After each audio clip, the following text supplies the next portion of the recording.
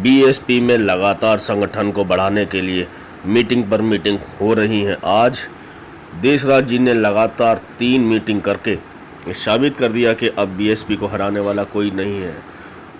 इसी सिलसिले में तुगलकाबाद विधानसभा में प्रभारी बनाए गए रवि कुमार, तुगलकाबाद प्रेसिडेंट बनाए गए चंद्रपाल सिंह जी और वाइस प्रेसिडेंट अमजद भाई।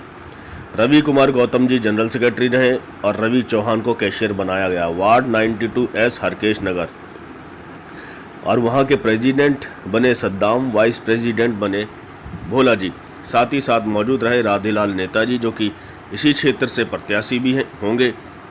और यहाँ पर हर प्रकार से कोशिश की जा रही थी कि जितने भी लोग हैं वो अब बीएसपी के लिए कार्य करने के लिए सक्षम हैं और आने वाले समय में बीएसपी कुछ न कुछ गोल खिला करके रहेगी।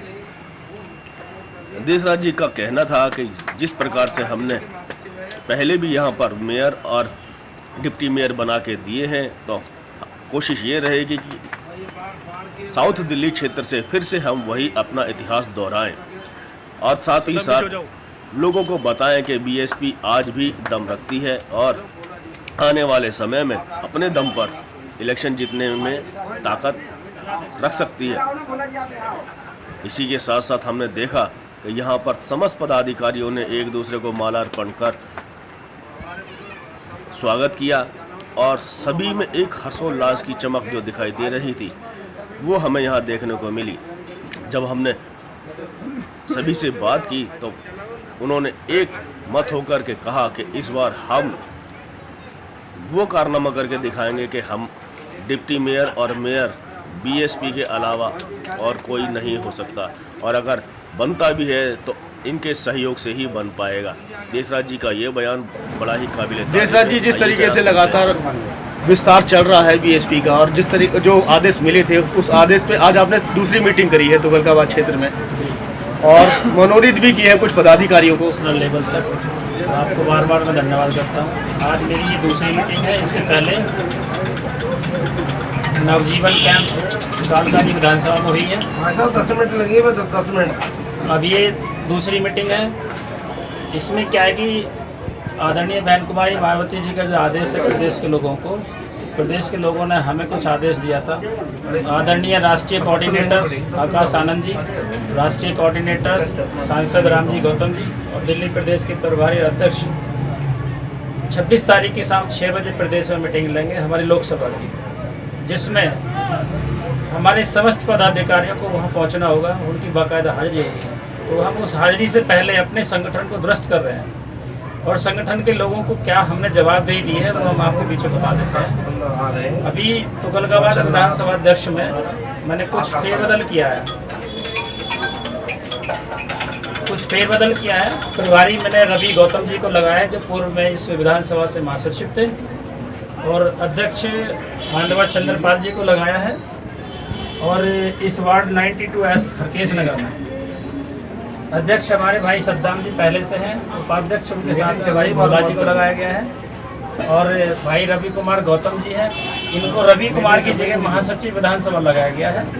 इस तरह से हमने इसमें संगठन फेरबदल किया और हमारे बीच में हमारे जिले के महासचिव हैं आदरणीय राम बच्चन ढिंडोलिया जी और जॉन कोऑर्डिनेटर भाई किशोरी शाम जी और अन्य समस्त पदाधिकारी और कर्मठ साथी, इन सब के बीच में, इन सब की सहमति के बीच मैंने यहाँ आज ये संगठन को मजबूती दी है। कुछ तीसरी मीटिंग मेरी बदरपुर में है। आदरणीय प्रदेश प्रभारी जी ने आदेश दिया है कि प्रति विधानसभा 3 मीटिंग आपको कंपलसरी करनी ही करनी है। तो वो किस तरह से करनी है, कैसे हमने काम को सुचारू रूप से बांटना है, किस तरह से काम को आगे बढ़ाना है, तो उसके लिए मैं अभी 5 मिनट में डिस्कस करके इनके बीच में इनको काम बांट के दे दूंगा। को बनाया गया तुगलकाबाद के क्षेत्र में देशराज जी के द्वारा, तो आप इस पद को गंभीरता से कैसे लेकर के आगे बढ़ाने की कोशिश करेंगे?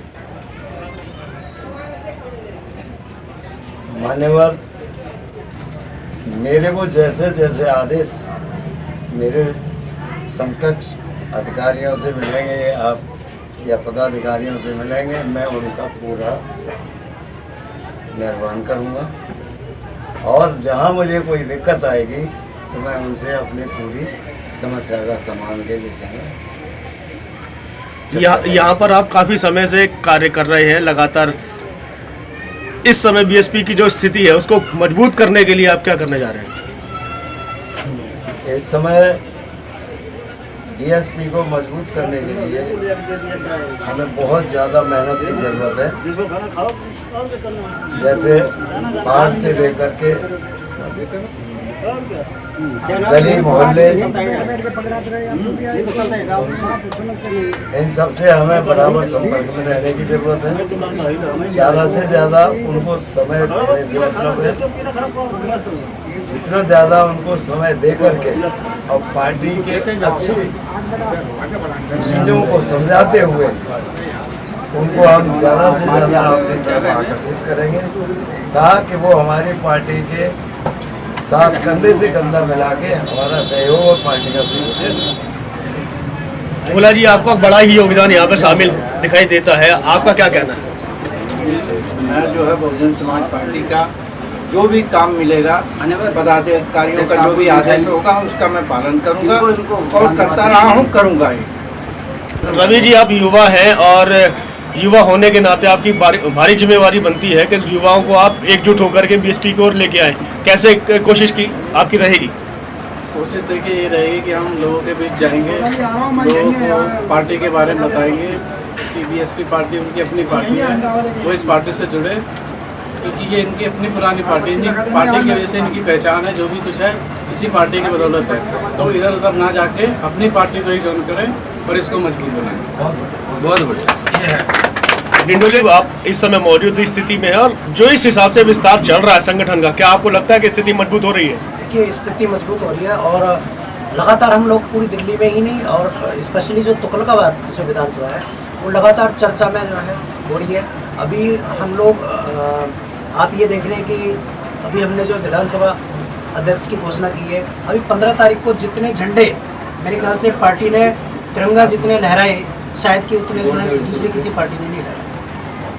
इस समय गली गली तक जाने की जो है तैयारी में है और हमारा जो नेतृत्व टीम जो हमारी सीनियर पदाधिकारियों की कर रही है वो उनका नेतृत्व तारीफ़े काबिल है। स्पेशली जब से देशराज जी इस जिले के जिला अध्यक्ष बने हैं तो युवाओं में भी जोश हमें जो देखने को मिला। देशराज जी, जिस तरीके से आपका जो कार्य सराहा जा रहा है, बहुत लोगों का मानना है कि आपने जैसे ही पदभार ग्रहण किया उसके बाद बीएसपी में एक जान सी आ गई है, क्या कहेंगे आप इस बारे में? अपने मानवटी जब मैंने अपनी जवाबदेही ली है तो मेरा टारगेट रहता रिजल्ट। मेरे पास में 2008 में बदरपुर विधानसभा थी, तो मैंने लक्ष्य बनाया कि बदरपुर विधानसभा जीतनी है। मैंने जीत के लिए धंधी की झोली में उस विधानसभा को मान सम्मान के तहत दिया। मेरे पास इस समय जिले की जिम्मेवारी है, तो मेरी कोशिश इसमें यही है कि मैं इस जिले से कम से कम इतनी सीट दूँ कि इस दक्षिण दिल्ली नगर निगम में अगर किसी का मेयर बने तो हमारे बिना ना बने।